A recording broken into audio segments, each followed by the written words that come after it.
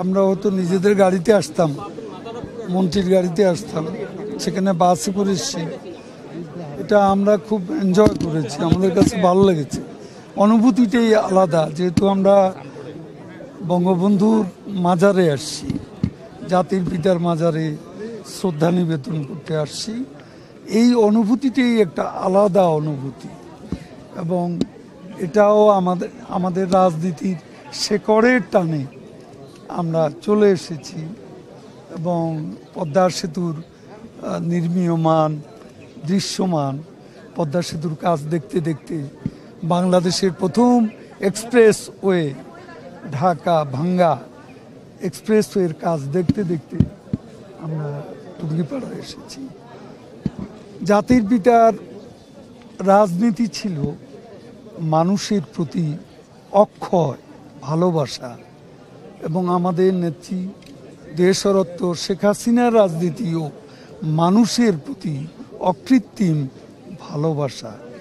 আজ জাতির পিতার সমাধিতে আমরা শ্রদ্ধা নিবেদন করতে এসেছি, এবং এই শপথই নিচ্ছি যে আমরা মানুষের পাশে থাকব, মাটির কাছে থাকব, জনগণের স্বার্থে আমরা কাজ করব। নতুনরাই চ্যালেঞ্জ মোকাবেলা করতে পারবে। নতুনদের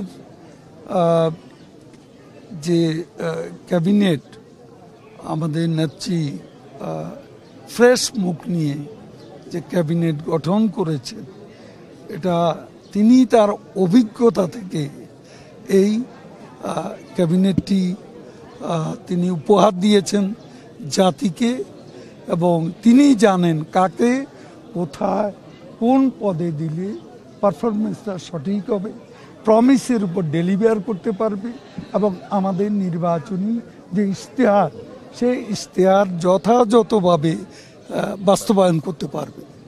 নতুন মন্ত্রিসভার চ্যালেঞ্জ কি হবে? দেখুন, 10 বছর আগে মাননীয় প্রধানমন্ত্রীর নেতৃত্বে যখন আওয়ামী লীগ সরকারের যাত্রা শুরু হয়েছিল 2009 সালের 6 জানুয়ারি, তখন জননেত্রী শেখ হাসিনার সামনে, আওয়ামী লীগ সরকারের সামনে অনেক চ্যালেঞ্জ ছিল। আমরা দুটি স্বপ্নের কথা বলেছিলাম, একটি হচ্ছে ডিজিটাল বাংলাদেশ, আরেকটি হচ্ছে দিন বদল। সেই স্বপ্নগুলোর বাস্তবায়ন হয়েছে। ডিজিটাল বাংলাদেশ স্বপ্ন নয়, বাস্তবতা। কয়েক বছর আগেই সেটি বাস্তবায়িত হয়েছে। দিন বদল, সেটিও বাস্তবায়িত হয়েছে। বাংলাদেশে এখন খালি পায়ে মানুষ দেখা যায় না, ছেঁড়া কাপড় পরা মানুষ দেখা যায় না।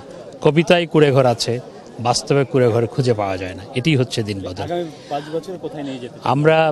আমরা আমাদের ইশতেহারে বলেছি গ্রাম হবে শহর, অর্থাৎ শহরের সমস্ত সুবিধা গ্রামে আমরা পৌঁছে দিব। সেই লক্ষ্যে আমাদের নতুন মন্ত্রিসভা কাজ করবে। অতীতে যেমন চ্যালেঞ্জ মোকাবেলা করে স্বপ্নের বাস্তবায়ন ঘটেছে, ভবিষ্যতেও ইশতেহারের আলোকে বাংলাদেশকে একটি নতুন বাংলাদেশে রূপায়িত করার যে স্বপ্নের কথা মাননীয় প্রধানমন্ত্রী বলেছেন, সেটি বাস্তবায়িত হবে। আসলে বাংলাদেশ তো মূলত ছিল কৃষি প্রধান দেশ, কৃষি প্রধান অর্থনীতি। এখনও আমি মনে করি বাংলাদেশের অর্থনীতি, সামাজিক রীতিনীতি, সংস্কৃতি সব কিছু কৃষিকেই কেন্দ্র করে। এখনও 45% মানুষের জীবিকা আসে কৃষি থেকে। কিন্তু এই কৃষিকে যদি আমরা লাভজনক না করতে পারি, চাষি ধান উৎপাদন করলো, আলু উৎপাদন করলো, সবজি করলো, মাছ করলো, সেই মাছের যদি দাম না পায়, সেই দাম থেকে যদি মুনাফা না করতে পারে, তাহলে তার ছেলের মেয়ের লেখাপড়া, সাংসারিক খরচ সে কীভাবে বহন করবে? কাজে এখন আমাদের প্রধান লক্ষ্য হলো কৃষিকে একটা লাভজনক পেশায় রূপান্তর করা। তার সাথে ভ্যালু এডিশন করতে হবে, এটাকে প্রসেসিং করতে হবে, বিদেশে রপ্তানি করতে হবে। এই একটি দিক। দ্বিতীয় দিক হলো যে আমরা আগে এদেশের মানুষ, এদেশে দুর্ভিক্ষ হইতো, আদা দুর্ভিক্ষ হইতো, প্রায় মানুষ না খেয়ে থাকতো, খুব কষ্ট ছিল মানুষের। সত্যিকার অর্থেই বাংলাদেশ খাদ্যের ঘাটতির দেশ ছিল। সারা পৃথিবীতে আমরা খাদ্যের ঝুলি নিয়ে ঘুরে বেড়াতাম। আজ সেই বাংলাদেশ আজ দানা জাতীয় খাদ্যে কিন্তু অনেকটা আমরা সারপ্লাস, অনেক। এখন আমাদের দায়িত্ব হলো পুষ্টি জাতীয় খাবার, ডিম, দুধ, মাছ, মাংস, ফলমূল, শাকসবজি, যেগুলোকে আমরা বলি high value food, high value crops, এগুলোর উৎপাদন আমাদেরকে বৃদ্ধি করতে হবে। আমাদের এখন মূল লক্ষ্যই হলো এই দুটা, কৃষিকে লাভজনক করা এবং কৃষিকে পুষ্টি জাতীয় খাবার আমাদের আগামী দিনের সন্তানদের জন্য দেওয়া।